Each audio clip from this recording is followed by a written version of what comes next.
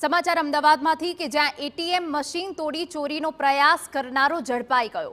Odhav ring road bridge નજીક એટીએમમાં ચોરીનો પ્રયાસ કર્યો હતો। બેંકના એટીએમની ડિસ્પ્લે તોડીને ચોરીનો પ્રયાસ કર્યો હતો। કેશ પેટી તોડવાનો પ્રયાસ નિષ્ફળ જતા ચોરી કર્યા વગર જ આરોપી જતો રહ્યો।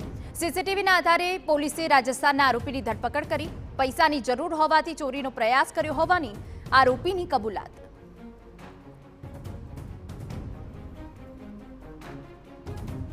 तो सीसीटीवीના આધારે રાજસ્થાનના આરોપીની પોલીસે ધરપકડ કરી હોવાની વિગતો છે।